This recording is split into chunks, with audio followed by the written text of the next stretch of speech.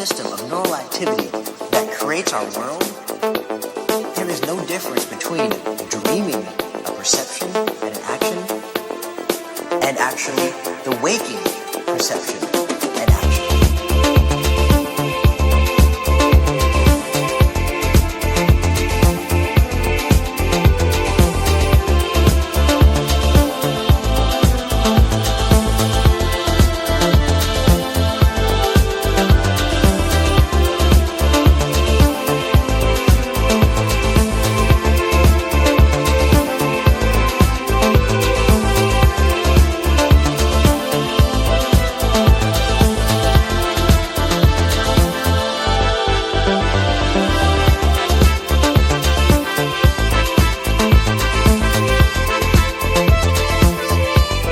La Faculté des sciences et technologies propose à ses étudiants des formations scientifiques riches et de qualité.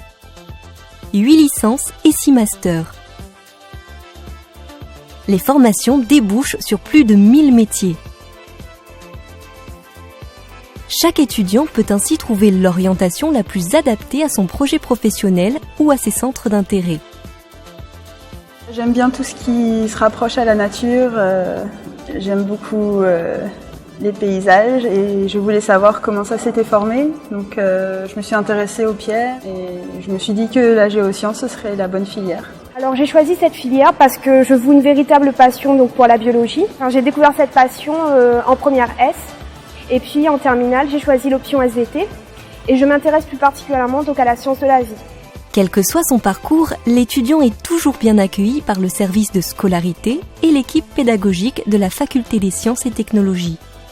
Pour sa réussite professionnelle, l'étudiant peut compter sur les enseignants-chercheurs attentifs à ses ambitions et à ses difficultés.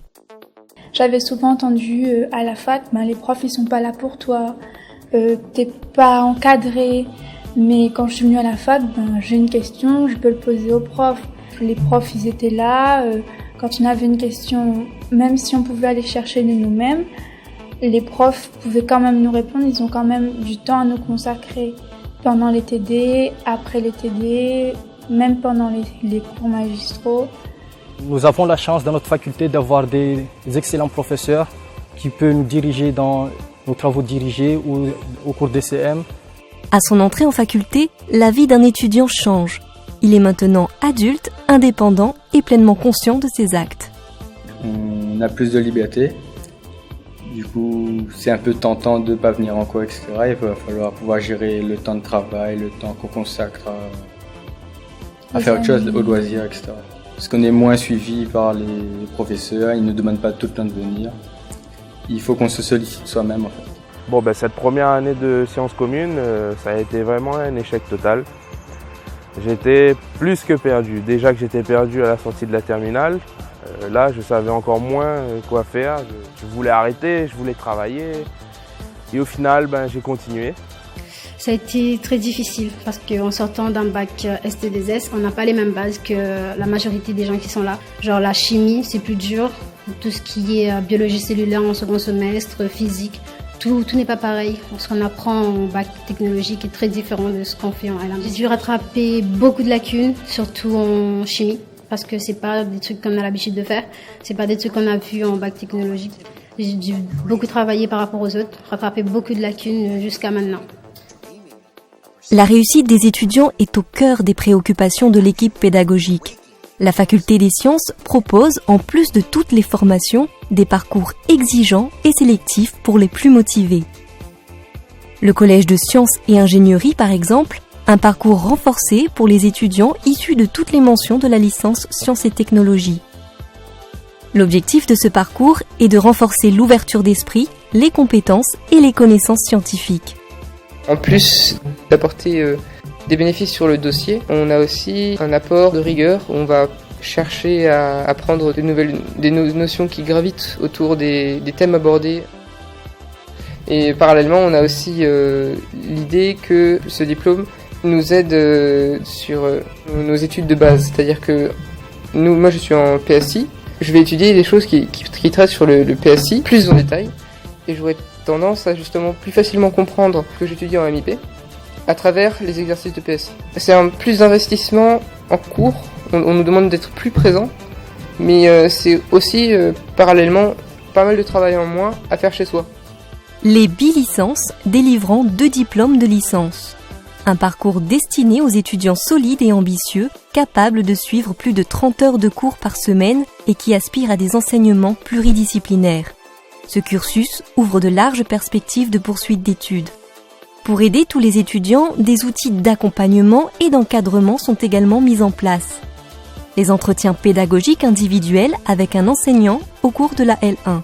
Le tutorat dispensé par les étudiants de la L2 ou plus avancés afin de faciliter l'assimilation des enseignements, cours magistraux et travaux dirigés confondus. Avec les tuteurs, on met vraiment en pratique ce qu'on a appris en cours et ils sont vraiment là à nous soutenir et à nous donner la méthode donc en devoir. Enfin, les TD sont assez intéressants parce que ce qu'on n'a pas compris en cours, on revoit forcément en TD et à force de refaire les exercices, généralement, on arrive vraiment à appliquer le cours en devoir. Le DUP-CIP pour aider les étudiants en difficulté.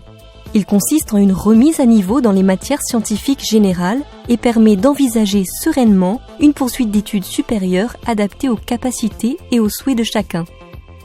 On a revu plein de choses qu'on voit même à la sortie du collège, qu'on utilise encore tout le temps aujourd'hui dans les études supérieures.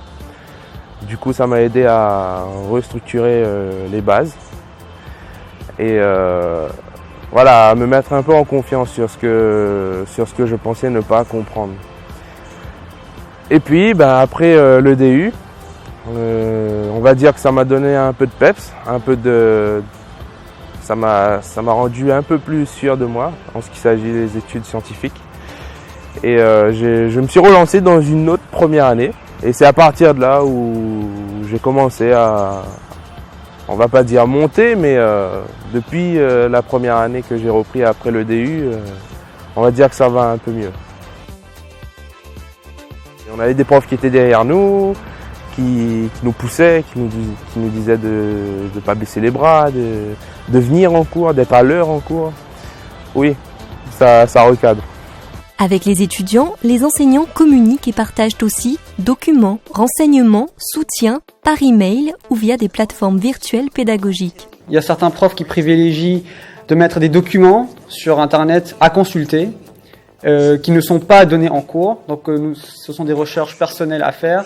D'autres profs mettent leurs diaporamas sur le BV, mais ça ne veut pas dire que ça suffit. Les diaporamas sont plus ou moins complètes. Donc parfois c'est du cours, parfois c'est juste des images. Donc on a tout ce qui est justement bureau virtuel, une interface informatique. On a aussi des polycopiés. Certains professeurs nous donnent des cours ou des documents à étudier en photocopie. Et d'autres profs nous dictent les cours. Ces outils ne peuvent être profitables sans la détermination et l'assiduité de l'étudiant. Il ne faut pas se décourager parce que j'ai recommencé 2 fois, mais avec l'envie de réussir. J'ai peut-être raté la première année, mais ma deuxième année, j'ai tout donné pour l'avoir. C'est vrai que par rapport à ce qu'on se dit, ce qu'on a dans la tête, on n'a pas toujours les notes qu'on voudrait parce que le travail qu'on fait est peut-être pas adapté aux devoirs ou des trucs comme ça, mais il faut avoir la volonté de réussir et de faire les choses. Accrochez-vous parce que la fac, comme autres prépa ou BTS ou IUT, c'est vraiment pas facile, sauf si on s'accroche. Ici, la fac des sciences nous donne toutes les qualités et tous les moyens pour réussir. L'autonomie, c'est nous, on assume notre responsabilité et on va bosser, rattraper nos lacunes. J'aime vraiment l'atmosphère de la fac. Après, il faut trouver le juste milieu entre le travail et bien sûr les activités à côté. Une fois que l'équilibre est établi, il n'y a plus de soucis, je pense. La faculté des sciences met tout en œuvre pour accompagner l'étudiant vers le succès de ses projets. À lui de trouver le juste équilibre entre ses ambitions professionnelles et personnelles. Il pourra alors s'épanouir pleinement dans ce lieu de connaissance et de vie qu'est l'université.